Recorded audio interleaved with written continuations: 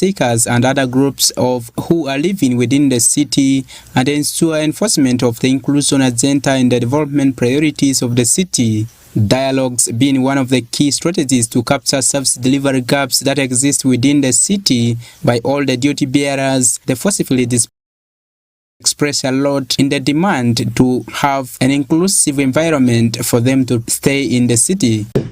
In the schools, specifically in religious founded schools and some public schools, in which there is total discrimination in the fees payment.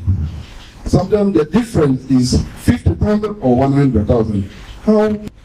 And as a businessman,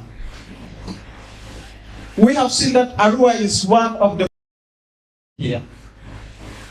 I have been in Western Uganda, but I did not find more opportunities like the one I'm finding here in Arua. Because running business in Western Uganda seems to be more expensive and hard. But I find it very simple in Arua because I see like there are many networks where you can easily buy, where you compare to Western Uganda. The ID you have is a refugee ID. You end up borrowing a colleague who is a national to register for you your land. And at the end of the day, you will end up with no property. And it is so hard and tough with some of our cases. So that we are human. Okay, it's not by choice that we are refugees. And this belief of saying that we are rich as the South is not true. Then we should be treated equally because we are all human beings. Recently, Arua City Council approved a supplementary budget of $100,143, an equivalent of 373,129,092 shillings to benefit the forcibly displaced people, including the urban refugees, asylum seekers, and other groups that are living within the city under the UNCDF-funded project Financing Durable Solutions Initiative for Forcibly Displaced People. Yakotedi Gloria Council explained that the city is overstressed by the heavy burdens brought by the inconsiderable persons of concern who consume services meant for the nationals. We have been very friendly, you will bear with me. We have urban refugees who are living. Some have bought land here in the city. We have asylum seekers. We have Indian community. We have migrants and immigrants. You are also aware of we are sharing common border with the DRC, with the South Sudan. So the issue of now population increase and the people who are living in the city speaks for itself. Many do not even speak our language.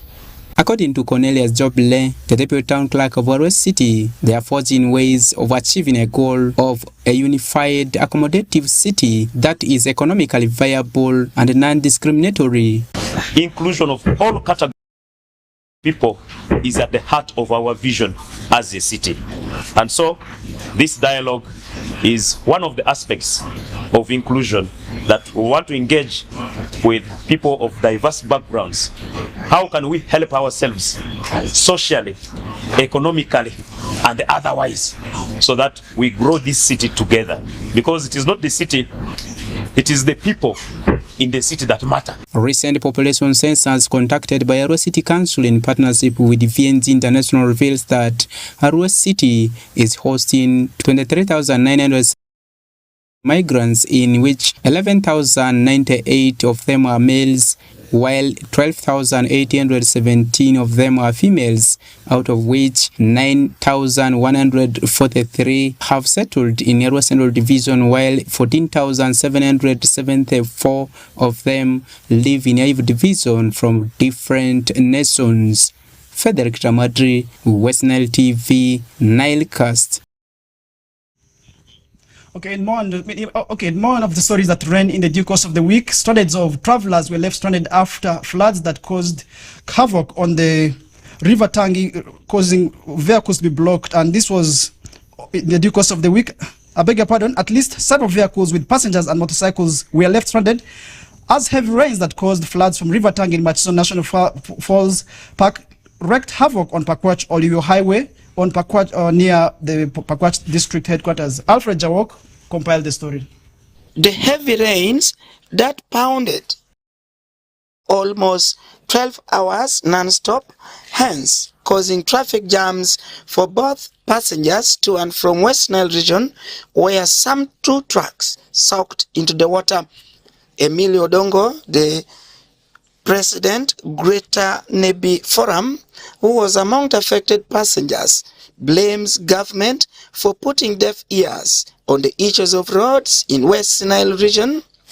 Odongo added that the road always floods 3 months during rainy season, makes movement of people to other regions from West Nile region, vice versa. Is that it's overdue. This is a gateway to West Nile, and there seems to be some kind of negligence of duty. Honestly, it wouldn't take government all this long to make a decision to fix this space. It would be like this every 3 months. There's a flooding. Every 3 months, West Nile is cut off from the rest of Uganda. It doesn't take a PhD consultant to fix this. This is just an issue of design. If government is saying maybe they don't have funds, let them appeal to the population and we fix this bridge. What's the problem? Do they want lives to be lost here and then they fix it? It doesn't add up. So we call upon Means of Works, UNRWA, to and alleviate the suffering of the whole of West Nile. Frederick Onzima, a Nile Star bus passenger going to Kampala, says government should be open to the people of West Nile if they are not part of Uganda, which deserves better services in terms of roads, infrastructures, among others. Sir, I'm a passenger traveling to Karuma, not Kibumba, to school fees my daughter. And by 4 o'clock, I must be there. The child will be chased away from the school. And for how long will this bridge be constructed? And for how long will this road be constructed? These Kajangos, these Chinese here all the time, they are here on the road, when we are suffering. When will it be cleared? We are suffering. Now, you see the train of vehicles already stuck on the way because poor road, poor bridge. You see? So the government must do something. Hey, no, the Chinese deceiving us here. These Chinese Kajangos here. All the time, Chinese. Kevin Kayumtho, another passenger, revealed that they last experienced such tragedy last month, and she calls for immediate response from Uganda Roads Authority over the roads in West Nile region. She further appealed to government to pay attention to them, since road users have been tremendously affected. It has happened several times. In this same way, the same region, government has but nothing has been done. If you are taxpayers, people losing their life, you are dying. If you fight to act, they come and intimidate us. I could relate the same example with what happened a few weeks ago in Zumbu district about the youth coming together to protest against the bad road. People are dying, but you see, the leaders who are here to debate us and nothing is happening. What have we done for the people of Uganda, and why are we the ones facing all these problems? Every year and every year we are taxpayers and always support them. We are believing that probably officers who are very responsible, who are supposed to fix this problem, are using this Tangi as an eating spot.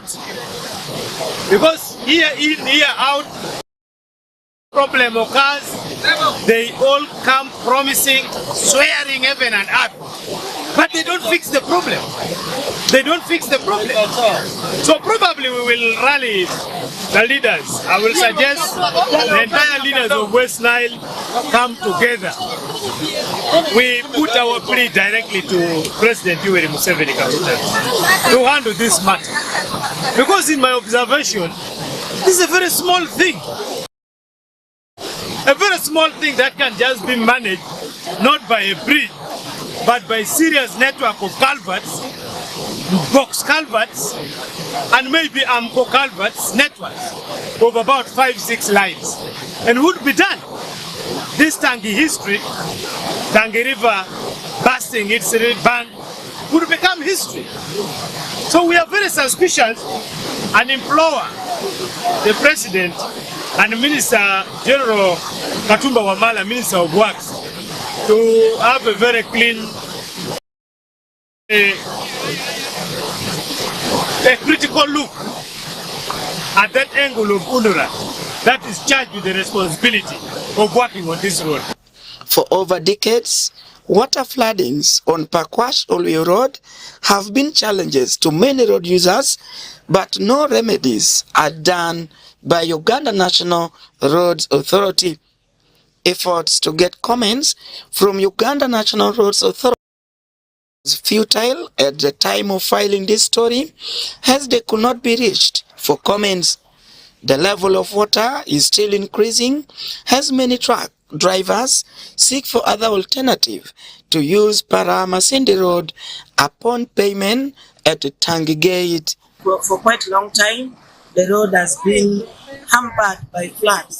As I talk now, all the vehicles cannot make way to and fro, and they are appealing to government to expedite the process to bring for them a modernized bridge like Ginger. And West Nile TV, NILE CAST. And more in our stories, residents of Paida Town Council expressed their dissatisfaction over what they termed as poor disposal of sewage waste by hotel and lodge owners. Some of the residents say the poor disposal of waste emerging from hotels, restaurants and many other places where people eat and cook from have become threats to their lives. Alfred Jawo with more on the story. Some of the residents say the poor disposal of waste emerging from hotels, restaurants and many other places where people cook and eat have become threats to their lives. Jerry, one of the residents, says Paida Town Council lacks waste bins and soft bins which could have helped to dump the waste. He appeals to Town Council authorities to conduct regular supervision on hotel and lodge owners who decompose the environment. The main issue is here how waste are being disposed in the town, which is so alarming, and it's something which is not good because it causes so many things. Pollution of the air is there. Pollution also because there are some waters which are being used here, like Nibola, whereby these waste they go up to there. It's not something which is good because it has a lot of negative effects. So we appeal the town council to put in more effort. First of all, we appreciate what they are doing, trying to do their best, but we feel like they should put in more effort, especially during this rainy season, whereby you find there are so many waste, and all these things, it comes back to us people who are within the town. As an individual, water is your role, because you find someone has taken water, throws the bottle on the road, someone has eaten something, throws the pills on the road. So I'm appealing to the community members, let's try our level best. At least if we could find where we can dispose these things, even if you're at a workplace, at least you get a container or a dustbin whereby you can do these things. In offices, in the market, at least you find somewhere you can put this. And then when the truck of the town council come, then you can put those trucks, those waste orange, those waste products, you can put them in the trucks, because the council is trying, but you as an individual, that is what matters most, because they always say security starts with you, hygiene starts with you. So all these things, it starts with us, then it goes to other people around. Helena Kumu, another resident, expressed her dismay when she visited one of the hotels to see running water from the sewage in the corridors. Akumu blames the Town Council Authority for not doing enough as far as waste materials is concerned. Which will be Town Council. Town Council mo wati karimin wari. Walwar jumi kwa bas pang maleng. Endo bas pang majumi kwa sha. Ibin wangu bas pakin ti ko susugi. Kadok kin corridor gibin wangu gondo mutar ni pongi. Pambas gitar ni pongi. Wano ti ku sweet shimo nani gindisha. Sususha gigi marash iwa. Chalu Town Council. Maji kungo. Rajulu tela gitie. Uma ku ukonywa unenwa. Ginde unenwa nu.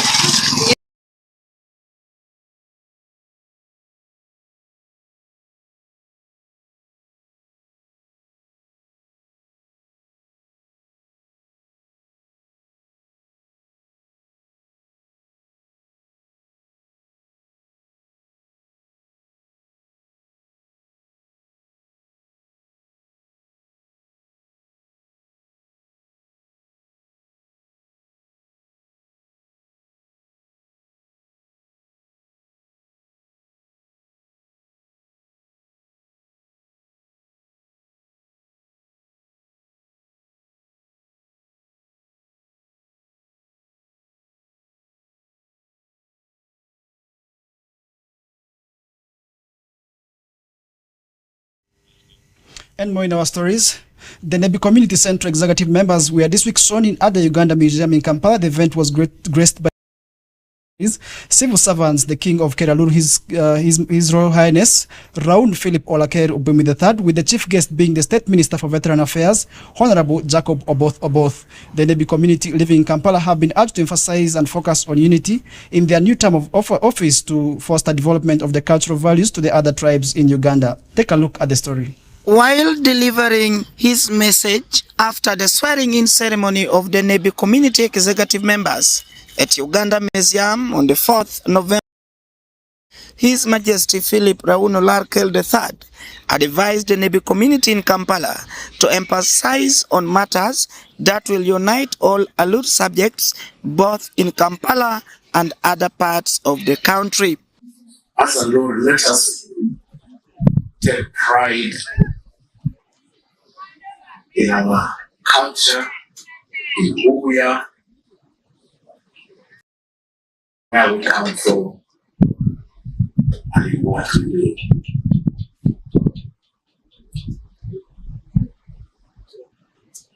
I want to thank the outgoing chairman for your respect. We talked on some of the very key issues that has a role we face in our communities and our societies.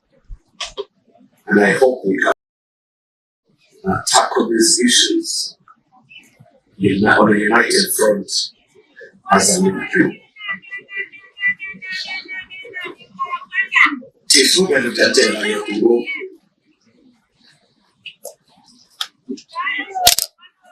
is something I've come to realize also. That when you take up roles of leadership at many occasions, the default will be criticism, the default will be pointing out your challenges or areas where you have not met your goals. But my advice to the current team is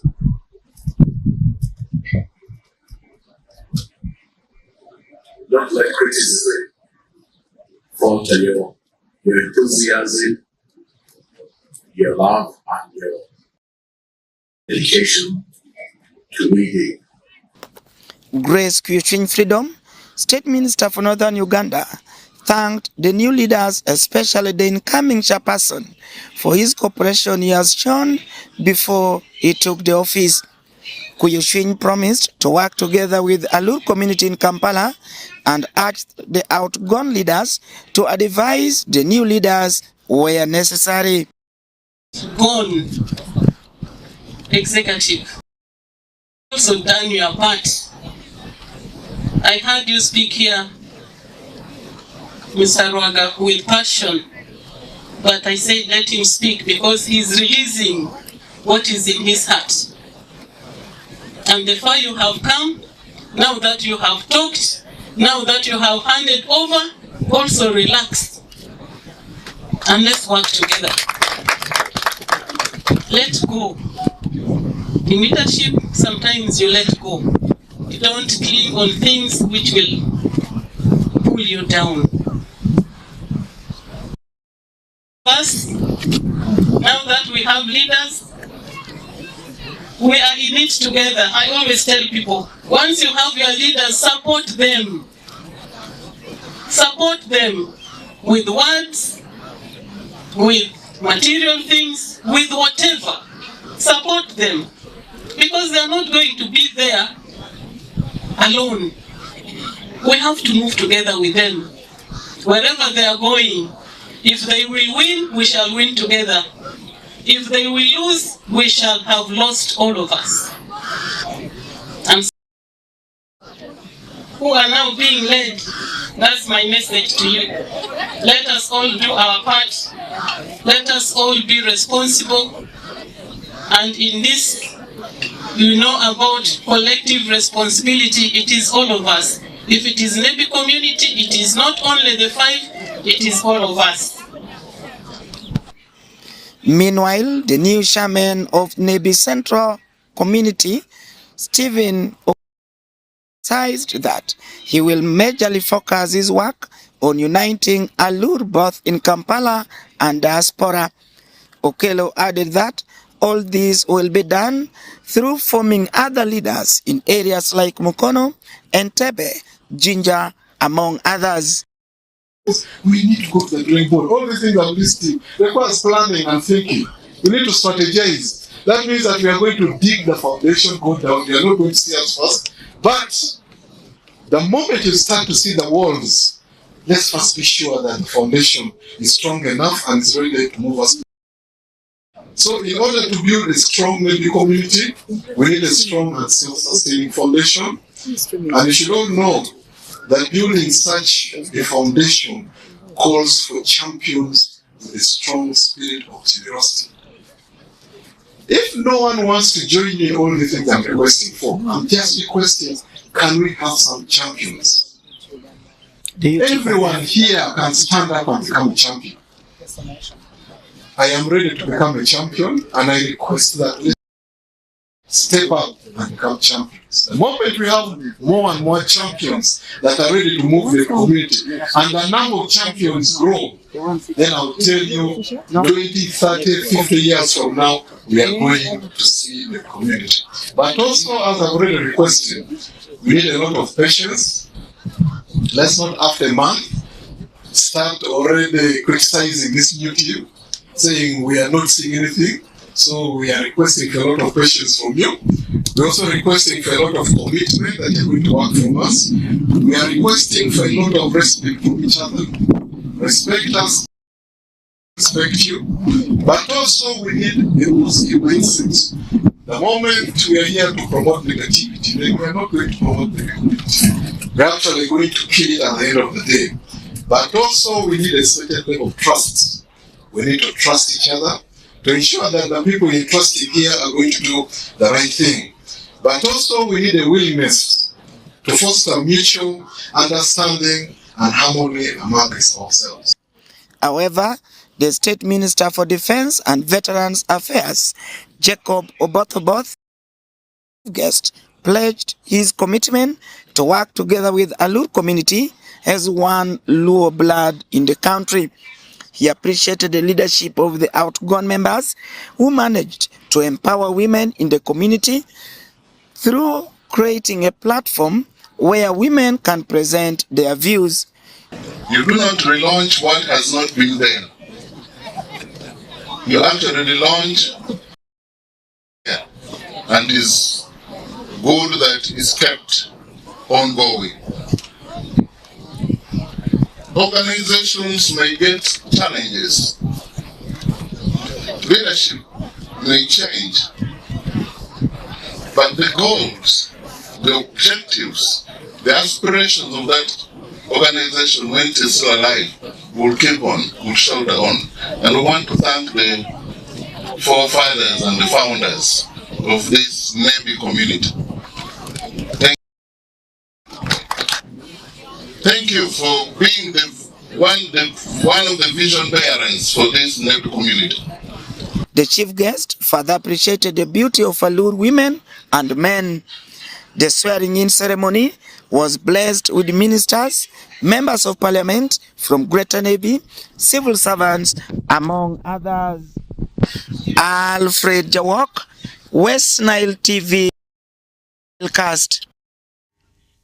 And more in our stories, West Nile Rural Electrification Company Limited, the company spearheading electricity distribution in West Nile region, has signed a lifelong partnership deal with MTN Uganda to ensure effective access to power through their funds. Frederick Dramadri compiled the story.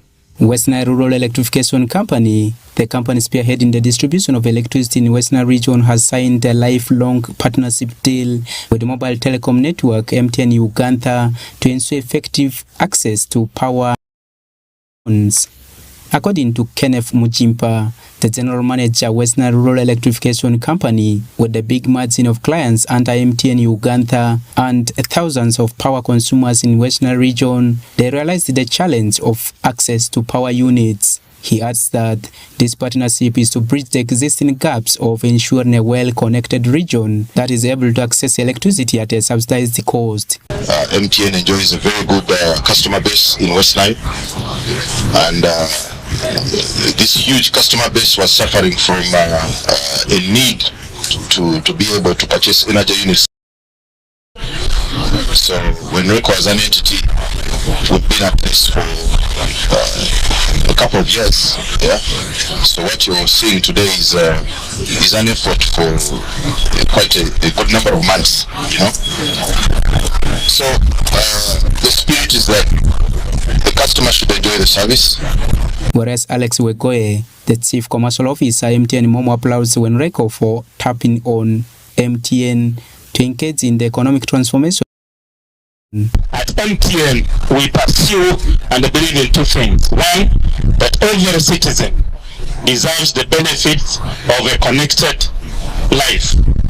But that connected life should be financially inclusive.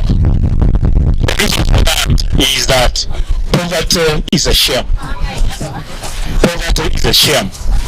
And we've witnessed for so many years that when RECO has impacted this community in many ways, it has connected hospitals, it is now connecting homes.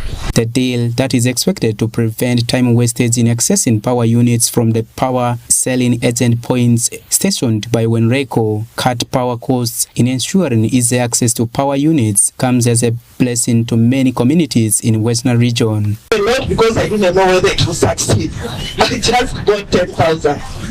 And indeed, it came through, and I made it. And I'm so happy that right now here. This creates an opportunity by so of accessibility, but technology is here to advance, but also eliminate conventional ways or traditional ways of doing things. Where does this development leave the local agents? Buying power, especially at late hours, you reach home, you find there's no power. In an emergency occurs, there's no power. You can't get it, you look for the agents. You start calling agents. If you're lucky to, they'll be able to help you, but I know most people don't have numbers. So this marriage, from today onwards, makes it easy for us to be able to access power 24/7. Obitre Stephen, the district's chairman, Maracha District, encouraged government to play her part in ensuring every community in Uganda is connected to constant electricity supply, as industrially reliable electricity is the main driving factor for the development of the economy. Made but not met. I'm aware of the promise of September for switching on the region, then March promise, and from that time we have gone silent. I know we are moving. As government of NRM, we are moving. Very soon, West Nile will be switched on. I've liked the way. However, Samaham Zamili, Arua City's Deputy Resident City Commissioner in charge of Arua Central Division, cautions on vandalism of electricity poles and other installed equipments for utility service delivery in the region. Some people interesting themselves in vandalizing the power lines and accessories will stop with immediate effect. We sat and agreed with the security fraternity. We also involve all the S1 chairpersons of this central division. We have worked in collaboration with the army and so on to make sure that these boys who are disturbed when people are doing their businesses must immediately be arrested and taken to prison. Western region has felt the pinch of erratic power distribution since 1914, when the sub-region formally joined Uganda, especially as it gets its main power supply entirely from the private entities that derailed the economic growth. But hopes remain at arm's length as government moves to connect the region to the national grid main electricity supply. Frederick, West Nile TV, NILE CAST.